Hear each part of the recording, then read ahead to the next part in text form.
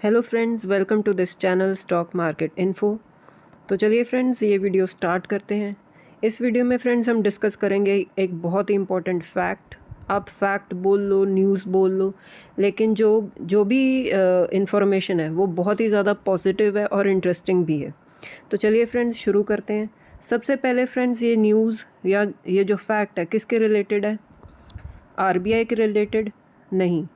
RBI ने जो decisions लिए हैं ना, उसके रिलेटेड जो भी आउटकम आया है उसको हम डिस्कस करेंगे। जैसे कि आपको पता ही है कि आज है फ्राइडे, लेकिन लास्ट फ्राइडे जब आरबीआई की एमपीसी की मीटिंग हुई थी और उसका आउटकम आया था, तो उस आउटकम में जो गवर्नर सर हैं उन्होंने बहुत सारे जो अपने जो डिसीजंस उन्होंने लिए हैं मीटिंग में वो रखे थे सामने।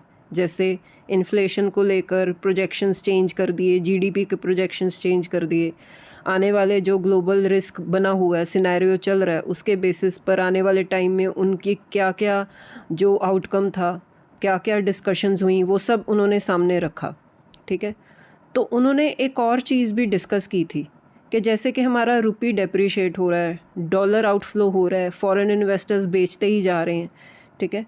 तो अपने डॉलर इनफ्लो को इंक्रीज़ करने के लिए उन्होंने कुछ स्टेप्स लिए थे, कुछ डिसीजंस लिए थे जो उन्होंने शेयर किए थे। ठीक है। और डॉलर इनफ्लो को इंक्रीज़ करने के लिए इक्विटी सेगमेंट में उन्होंने डिसीजंस लिए थे? नहीं, उन्होंने लिए थे गवर्नमेंट बॉन्ड्स में। गवर्नमेंट बॉन्ड्स में इनफ्लो को कैसे बढ़ाया जाए, तो उन्होंने कुछ स्टेप्स लिए थे जो उन्होंने डिस्कस किए थे। और वो स्टेप्स कौन थे फ्रेंड? स्टेप्स कौन से थे? जैसे कि उन्होंने विद होल्डिंग टैक्स और कैपिटल गेन टैक्स बिल्कुल ज़ीरो कर दिया। किस पर? गवर्नमेंट बॉन्ड्स पर। अब जो फॉरेन इन्वेस्टर्स गवर्नमेंट बॉन्ड्स में इन्वेस्ट करना चाहते हैं, उस पर जो इंटरेस्ट इनकम होगी उस पर कोई टैक्स नहीं लगेगा, तो अच्छी बात है। और जो कैपिटल गेन टैक्स भी होगा वो भी बिल्कुल ज़ीरो होगा। ठीक है। तो ये पहला डिसीजन उन्होंने लिया था। दूसरा डिसीजन क्या था फ्रेंड्स, कि उन्होंने जो लिमिट है वो बिल्कुल ही ज़ीरो कर दी एनआरआईज़ के लिए। वो अब यहाँ पर आकर इन्वेस्टमेंट ओपनली कर सकते थे। और थर्ड सबसे इम्पॉर्टेंट स्टेप उन्होंने क्या लिया, जो बैंक्स हैं, चाहे वो प्राइवेट सेक्टर बैंक्स हों चाहे पब्लिक सेक्टर बैंक्स हों, उनको इनकरेज किया कि आप फॉरेन करेंसी डिपॉजिट्स को इंक्रीज़ करो from NRIs, non resident Indians. ठीक है, जिसको बोलते हैं FCNR, foreign currency non resident Indian deposits. ठीक है। तो उसको बैंक्स को उन्होंने इनकरेज किया कि आप इस डिपॉजिट को इंक्रीज़ कीजिए। कैसे? आप इंटरेस्ट रेट बढ़ा सकते हो और उस पर आपको कोई हेजिंग कॉस्ट भी नहीं देनी पड़ेगी। तो ऑल इन ऑल बैंक्स को भी फ़ायदा, फॉरेन डिपॉजिट होल्डर्स को भी फ़ायदा। ठीक है। तो ये कुछ उन्होंने स्टेप्स लिए थे जिसका अब फ्रेंड्स हमें आउटकम, हमें रिज़ल्ट आता दिख रहा है। और जो फैक्ट्स मैं आपके साथ शेयर करूँगी बहुत ही पॉजिटिव फैक्ट्स हैं फ्रेंड्स, इंडियन इकोनॉमी के लिए, एटलीस्ट गवर्नमेंट बॉन्ड्स के लिए, इंडियन गवर्नमेंट बॉन्ड्स के लिए। और वो क्या इन्फॉर्मेशन है फ्रेंड्स? जैसे कि जेनिफर टेलर, ये एक ग्लोबल डेट फंड को हैंडल करती हैं। और जिस डेट फंड का आप देख सकते हो कि एसेट अंडर मैनेजमेंट कितना है, $5.6 ट्रिलियन। इतना बड़ा वो एसेट मैनेज करती हैं, डेट फंड मैनेज करती हैं। उनका आप फीडबैक देखिए क्या आ रहा है। वो ये बोल रहे हैं कि जो आरबीआई का ये डिसीजन था ना गवर्नमेंट बॉन्ड्स को लेकर, टैक्स की छूट जो उन्होंने दी है, ये बहुत ही ज़्यादा एक गेम चेंजर बन सकता है आने वाले टाइम में इंडियन गवर्नमेंट बॉन्ड्स के लिए। ठीक है। तो ये फीडबैक आ रहा है अब बाहर की तरफ से, जो ग्लोबल डेट फंड्स होते हैं, जो मैनेज करते हैं, जो इतना बड़ा एसेट हैंडल करते हैं, वो ये बोल रहे हैं कि ये एक बहुत बड़ा गेम चेंजर डिसीजन साबित होगा आने वाले टाइम में। नेक्स्ट फ्रेंड्स, उन्होंने ये भी कहा है कि फ्रेंड्स अब ये ध्यान से सुनने वाली बात है। अब आप ये देखिए कि जब से ये आरबीआई ने डिसीजन लिया है कि उन्होंने डेट फंड ग्लोबल बॉन्ड्स पर टैक्स की छूट दे दी, तब से लेकर अब तक $1 बिलियन का फ्रेंड्स इनफ्लो आया है इन गवर्नमेंट बॉन्ड्स। ठीक है।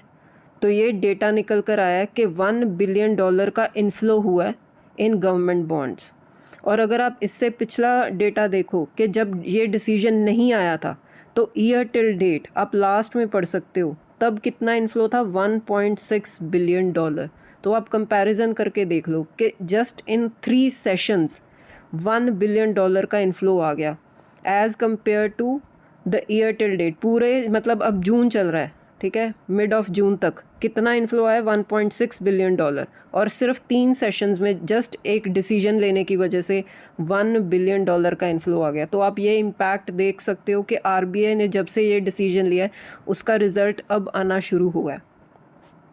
नेक्स्ट है फ्रेंड्स, वो ये भी बोल रहे हैं कि जो ये टैक्स इन्होंने रिमूव किया है इंडियन गवर्नमेंट बॉन्ड्स पर, ये रिलेटिवली इंडियन गवर्नमेंट बॉन्ड्स को बहुत ज़्यादा अट्रैक्टिव बना देगा ग्लोबली, ठीक है, अट्रैक्टिव बन जाएंगे हमारे ये जो गवर्नमेंट बॉन्ड्स हैं। इसका मतलब क्या है, ज़्यादा से ज़्यादा इन्फ्लो होने के चांसेस अब बढ़ गए हैं इंडियन गवर्नमेंट बॉन्ड्स में। नेक्स्ट है फ्रेंड्स, अब ये जो डिसीजन लिया है ना आरबीआई ने, अब इसका हम देखेंगे एक बिग अपॉर्चुनिटी ओपन हो सकती है हमारे इंडियन गवर्नमेंट बॉन्ड्स की। बिग चांस आ रहा है आने वाले टाइम में, और वो बिग अपॉर्चुनिटी क्या है फ्रेंड्स? यस, ये पहले भी न्यूज़ आई थी कि अब ये चांसेस बहुत ज़्यादा बढ़ चुके हैं कि अब Indian government bonds Bloomberg aggregate bond index में ऐड हो सकते हैं। यस फ्रेंड्स, ये बहुत ही ज़्यादा पॉजिटिव न्यूज़ है। अब जिसको ये नहीं पता कि ये बॉन्ड इंडेक्स क्या होता है फ्रेंड्स, ये एक ग्लोबल लेवल का बॉन्ड इंडेक्स है जिसको फंड मैनेजर्स ग्लोबली ट्रैक करते हैं इन्वेस्टमेंट के लिए। जैसे हमारा निफ्टी 50 इंडेक्स है, अगर ग्लोबल इन्वेस्टर्स ने इन्वेस्ट करना हो तो वो निफ्टी 50 को देखेंगे, किसी और कंट्री में इन्वेस्ट करना हो तो उनका इंडेक्स देखेंगे, ठीक है। ऐसे ही अगर हमारा जो गवर्नमेंट बॉन्ड्स हैं अगर वो इस ब्लूमबर्ग एग्रीगेट बॉन्ड इंडेक्स में ऐड हो जाते हैं, ठीक है, तो और भी ज़्यादा इन्फ्लो होने के चांसेस बढ़ जाते हैं। हमें ग्लोबल लेवल की जो रिकग्निशन मिल जाएगी, इससे और भी इन्फ्लो आने के चांसेस बढ़ जाएंगे। अगर इंडियन गवर्नमेंट बॉन्ड्स की वेटेज जो है एग्रीगेट बॉन्ड इंडेक्स में बढ़ जाती है या ऐड हो जाते हैं, तो इन्फ्लो आने के चांसेस और भी ज़्यादा इंक्रीज़ हो जाएंगे आने वाले टाइम में। तो ये एक बहुत बड़ी अपॉर्चुनिटी ओपन हो रही है। और ये भी बातें चल रही हैं फ्रेंड्स कि ब्लूमबर्ग इंडेक्स वाले अब इन्वेस्टर का फीडबैक लेंगे आने वाले इस महीने के एंड में कि इंडियन गवर्नमेंट बॉन्ड्स को अब ऐड किया जाए कि ना किया जाए। पहले फ्रेंड्स जो इंडियन गवर्नमेंट बॉन्ड्स थे ऐड नहीं थे, उसमें से सबसे वैसे तो काफ़ी रीज़न्स थे, लेकिन सबसे बड़ा एक रीज़न टैक्स का भी था कि टैक्स बहुत ज़्यादा था। अब जब टैक्स है ही नहीं है, ठीक है, तो अब एक प्रोबेबिलिटी बन जाती है कि अब हमारे जो बॉन्ड्स हैं गवर्नमेंट बॉन्ड्स वो ऐड हो सकते हैं। नेक्स्ट है फ्रेंड्स, अब और भी फीडबैक आप देखिए कि जो M&G इन्वेस्टमेंट्स फर्म है जो $503 बिलियन का एसेट संभालते हैं, ठीक है, तो वो ये बोल रहे हैं कि आने वाले टाइम में ये जो डिसीजन है गवर्नमेंट सिक्योरिटीज़ की जो अपील है वो बहुत ही ज़्यादा अट्रैक्टिव हो जाती है, ठीक है। अब मैं ये आपके साथ क्यों डिस्कस कर रही हूँ, क्योंकि जो रिज़ल्ट्स जो डिसीजंस लिए हैं ना आरबीआई ने, उसका हम इंटरनेशनल लेवल पे क्या फ़ीडबैक है ये पढ़ना बहुत ज़रूरी है, ठीक है। जो ग्लोबल लेवल के डेट फंड्स हैं अब वो क्या सोच रहे हैं, हमारे जो ये डिसीजंस हैं इंडियन गवर्नमेंट बॉन्ड्स को लेकर जो डिसीजंस लेंगे वो क्या सोच रहे हैं, तो वो ये सोच रहे हैं ये बहुत ही ज़्यादा कंस्ट्रक्टिव डिसीजन है, इससे आने वाले टाइम में इन्फ्लो के चांसेस बढ़ जाते हैं। नेक्स्ट है फ्रेंड्स UBS एसेट मैनेजमेंट, जिन्होंने गवर्नमेंट बॉन्ड्स को सबसे पहले न्यूट्रल की रेटिंग दी थी, अब अंडरवेट, उसके बाद अंडरवेट भी कर दिया, ठीक है, बिल्कुल अंडरवेट की रेटिंग दे दी थी। अब वो ये बोल रहे हैं कि ये डिसीजन जो लिया है ना टैक्स को कम करने का या ज़ीरो करने का, ठीक है, ये बहुत ही ज़्यादा कंस्ट्रक्टिव डिसीजन है और फॉरेन इन्फ्लोज जो बढ़ने ही वाले हैं आने वाले टाइम में, ठीक है फ्रेंड्स। तो ये पूरा सिनेरियो मैं आपके साथ डिस्कस करना चाहती थी कि ये जो डिसीजंस ले गए हैं एटलीस्ट गवर्नमेंट बॉन्ड्स को लेकर, तो इसका एक कंस्ट्रक्टिव इम्पैक्ट आ रहा है आने वाले टाइम में, जो इन्फ्लो आया भी है और आ भी सकता है, एक्सपेक्टेड है कि आ सकता है, ठीक है। तो ये तो हो गया फ्रेंड्स वीडियो का फर्स्ट हाफ, जिसमें मैंने आपके साथ डिस्कस किया कि कितना इन्फ्लो आया है और जो ग्लोबल लेवल के डेट फंड्स हैं उनका क्या फ़ीडबैक है। अब मैं आपके साथ ये क्यों शेयर कर रही हूँ निफ्टी बैंक। अगर आप ये निफ्टी बैंक का चार्ट पैटर्न देखो, ये मैंने पिछले 5 दिन का आपके साथ चार्ट पैटर्न आपके सामने रखा है। आप चाहे तो फ्रेश चार्ट पैटर्न भी देख सकते हो, वीडियो रिकॉर्ड करने के लिए मैंने ये चार्ट पैटर्न उठाया था। आप पिछले कुछ दिनों से देख रहे होगे कि निफ्टी 50 जो है वो इतना कुछ खास परफॉर्म नहीं कर रहा, जितना ऊपर जाता है सेल ऑन राइज होता है और नीचे आ जाता है। लेकिन अगर आप निफ्टी बैंक की परफॉर्मेंस देखो, उसने बहुत अच्छा किया काफ़ी पिछले 5-6 दिनों से, जब से ये डिसीजन लिया गया लास्ट फ्राइडे से, तब से लेकर अब तक बहुत ही अच्छा किया है निफ्टी बैंक ने, ठीक है। तो ऐसा क्यों फ्रेंड्स? क्योंकि ये जो डिसीजंस लिए गए ना, पर्टिकुलरली ये बैंक्स को ज़्यादा फ़ायदा होगा इससे आने वाले टाइम में, चाहे वो पब्लिक सेक्टर बैंक्स हो, प्राइवेट सेक्टर बैंक्स हो। तो इसीलिए निफ्टी बैंक अच्छा कर रहा है, क्योंकि इनफ्लो कहाँ पर आएगा? बैंक्स में, ठीक है।